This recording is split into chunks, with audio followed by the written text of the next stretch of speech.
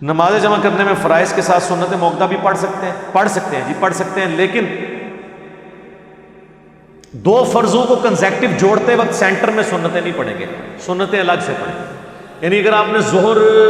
کی 4 سنتیں پڑھی، اس کے بعد ظہر کے 2 فرض پڑھے یا 4 فرض، مسافر ہے تو 2 پڑھیں گے، مقیم ہے تو 4، پھر ساتھ ہی عصر کے 4 فرض پڑھے جائیں گے، 1 اذان اور 2 اقامتوں کے ساتھ۔ جو زور کی بعد والی 2 سنتیں ہیں وہ عصر اور زور کے فرضوں کے درمیان نہیں پڑھیں گے آپ، کیونکہ سنت یہ ہے کہ جب نمازیں جمع ہوں تو ان فرائض کے درمیان آپ کچھ نہیں پڑھیں گے۔ البتہ اگر آپ سنتیں پڑھنا چاہتے ہیں تو وہ آپ بعد میں پڑھیں، اس میں کوئی حرج نہیں ہے،